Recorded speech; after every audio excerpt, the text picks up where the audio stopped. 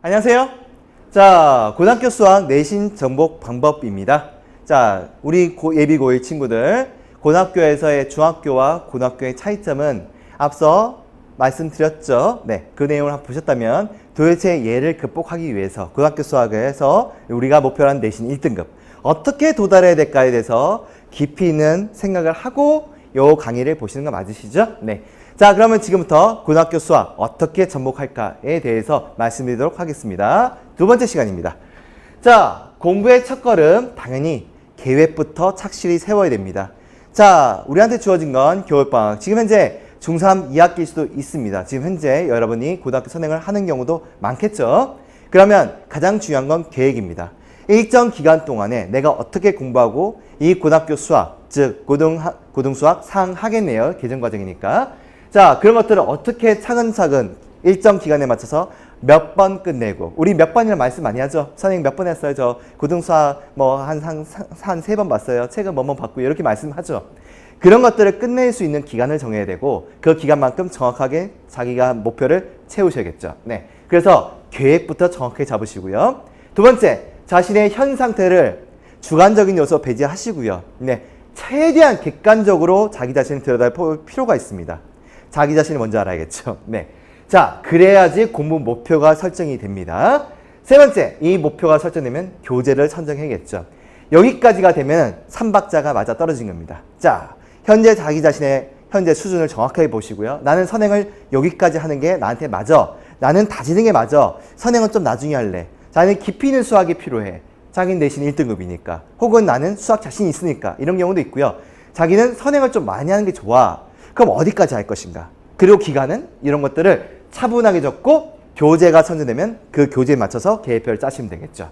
이 3박자가 정확하게 돼야지 성공할 수 있습니다. 이게 가장 기본기입니다. 자, 이를 위해서 지피지기면 또 백승백승이죠. 고등학교 내신 스타일들입니다. 네, 각 학교 이름은 쭉 뺐습니다. 자, 어떤 학교는 보시면 교과서 30% 내고요. 시중 문제집 40% 출제하고요. 학교 프린트가 나오는 게 있습니다. 그리고 고난이도 문항이 출제가 되죠. 자, 어떤 학교는 총 문항이 22개고 고난이도 문항 6개, 중간 12개, 개념서, 즉 교과서 6개.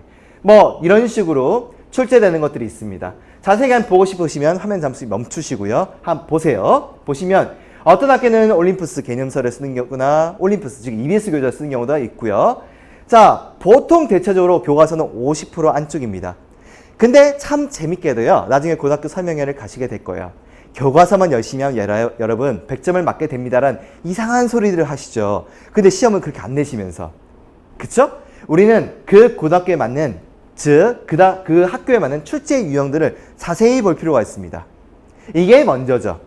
자, 우리 1배에서도 말씀드렸습니다. 그래서 지피지기면 백전백승. 뭘 알자? 자기가 지망하는 고등학교에 대한 출제의 경향을 먼저 한번 들여다봐야겠죠. 자, 그걸 통해서 내신을 잡게 됩니다. 내신 공부와 수학 공부는 비슷하지만 다른 면이 많습니다.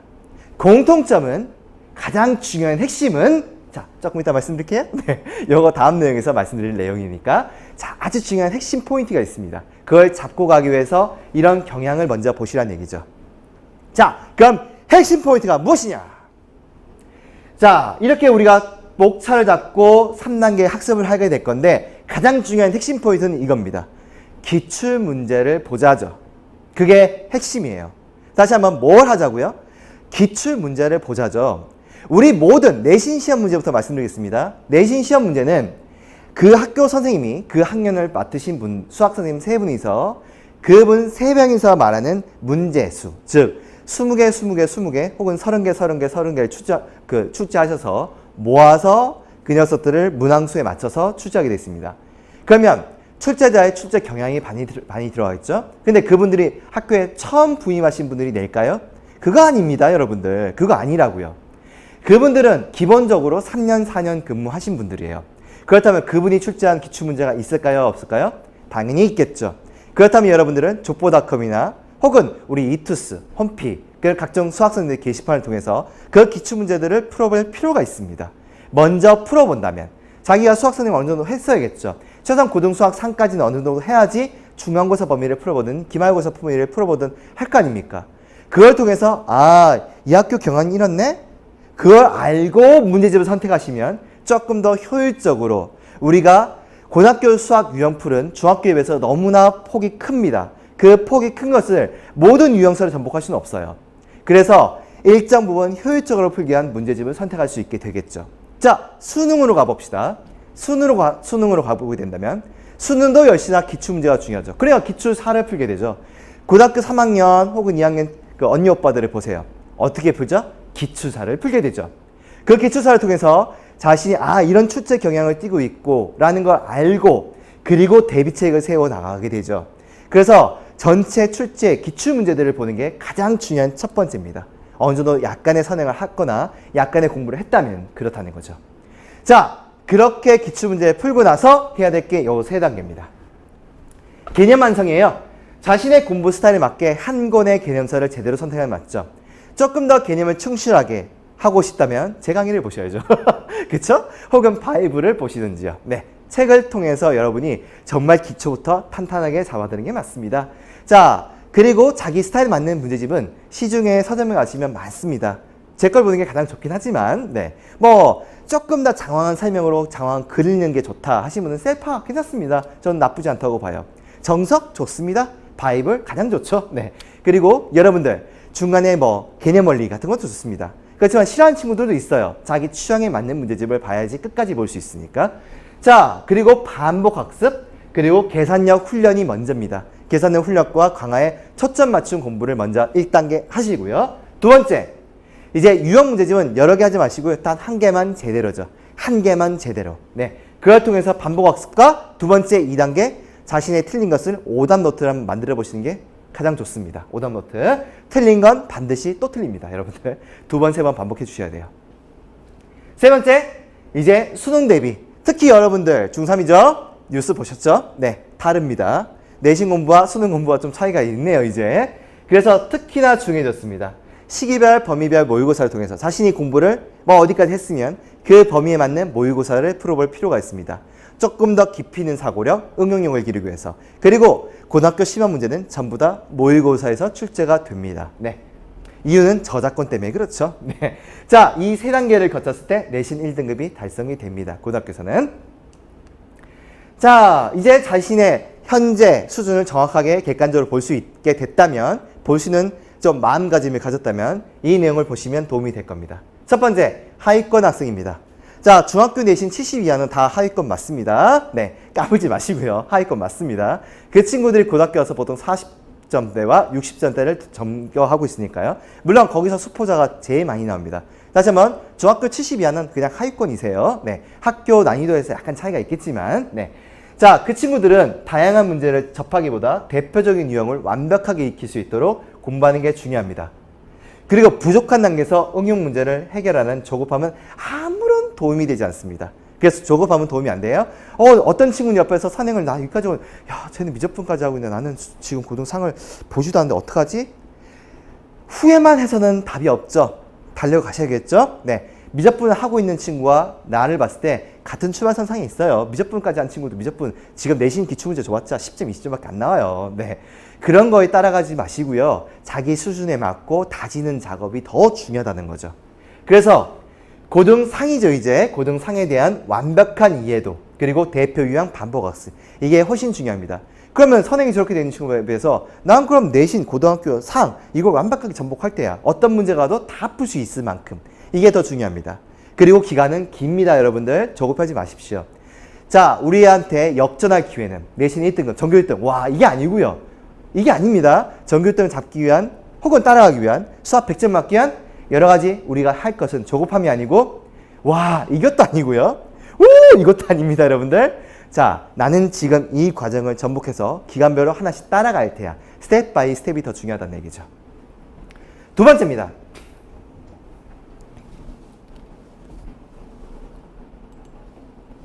잠시 끊겼네요. 왜 끊겼죠? 네. 자, 중위권 학생들의 도약입니다. 과정별, 단원별 개념이 얼마나 체크되어 있는지 한번 스스로 볼 필요가 있죠. 이때 할 게 기출문제예요. 네. 자, 하위권 학생들은 조금 보류하시고요. 먼저 배워야지 기출을 풀죠. 그래서 중위권 학생들은 일단 고등수학 상을 한 번 또는 두 번 본 친구들, 그리고 학교, 중학교 내신 80점대 초반부터 시작해서 90점대 왔다 갔다 했던 친구들, 그 친구들이 중위권에 해당하고요. 90점은 안 됐거나 한 번쯤 넘은 적이 있다. 이런 친구들입니다. 자, 자기가 얼마나 학습되는지, 자기가 고등학교 지망한 학교들을 족보닷컴이나 이런 걸 통해서 다운로드 받으셔서 한번 풀어보시는 게 좋습니다. 혹은 모의고사도 좋습니다. 내신과 수능은 어차피 병행해야 되니까요. 자, 그리고 자기 자신에 대한 정확한 진단. 현재 수학이 고등학교 수학 풀어보니까 60이 나왔다. 중위권입니다. 3등급 조금 안 되겠네요. 4등급 왔다 갔다 하는 정도입니다. 자, 우리가 고등학교 말하는 3등급 라인은 70점대입니다. 네, 그렇죠? 80점을 못 넘어간 상태. 그렇다고 못한 건 아니에요. 잘한 겁니다. 잘한 건데 그래도 80점은 못 돌파했죠. 학교에 따라서 80점대가 3등급 될 수도 있습니다. 거기 다 중위권이에요. 자, 그래서 자신의 약점을 찾고 그걸 통해서 나는 심화가 학습이 느리구나. 문제 푸는 속도가 느리구나. 개념 이해도가 깊이가 없구나. 이런 것도 체크해야지 이번 겨울방학을 알차게 보낼 수 있겠죠. 수학 선행은 반년치까지만 가십시오. 반년치까지만. 멀리 가지 마시고요. 유형 문제는 최대 2권입니다. 한 권 플러스 제대로 된 오답 노트 혹은 2권. 같은 문제집 또 똑같은 문제집을 2권 푸는 거. 이것도 괜찮습니다. 네, 3가지 방법 중에 한 가지에 취했으면 좋겠어요. 네. 자, 그 다음 상위권입니다. 최상위권. 자, 우리가 중학교 내신 90 이상 계속 꾸준히 받은 친구들, 100점도 가끔 몇 번 나왔고, 네, 아니면 100점 계속 나왔던 친구들을 말합니다. 수능 4점짜리 문제에만 매달리지 마시고요. 대표 유형이라도, 우리 대표 유형, 너무 쉬워. 그냥 쭉 푸는 게 아니고 기계적인 풀이 말고요. 깊이는 이것을 이 방식으로 한번 풀어볼까? 이것을 이 방식으로 풀어볼까? 선행하면 뭐합니까? 쓰지를 못하는데. 미분 배웠으면 2차 함수, 우리 기울기 따위는 미분으로 풀어야 돼요, 여러분들. 그게 선행을 제대로 한 겁니다. 우리 접선의 방식 같은 거 풀 때 2차 함수와 1차 함수로 접한다. 판별식 쓰고 있어요. 자기는 선행을 미적분까지 했는데. 미친 거 아닙니까? 그걸 왜 그런 짓을 하면서 선행을 하죠? 미친 것 같아요. 저는 봤을 때 그런 친구들은 너 선행 왜 하니라고 물어요. 배운 걸 써먹지도 못하는데. 그건 선행이 아닙니다. 깊이 있는 학습도 아니고요. 4점짜리만 매달리지 마시고 대표 유형에서 다양한 방식을 먼저 풀면서 사고력을 높이셔야 돼요. 이 방식은 이렇게, 이 방식은 이렇게. 중학교 도형 삼각비 지금 배우고 계시죠? 배우고 계시잖아요. 피타고라스 배우고 계시죠? 그럼 뭐합니까? 무한등비고수를 못 푸는데. 맞잖아요. 외심, 내심 이러고 있는데. 그러면 안 된다고요. 그러면 안 됩니다, 여러분들. 정말 중요한 최상위권이 되기 위해서는 어떤 시험 문제야, 어떤 스타일의 시험 문제 나오든 어떤 스타일로 출제가 어떻게 되든 간에 상관없이 계속 최상위권 찍고 싶으면 3가지 관점이 중요합니다.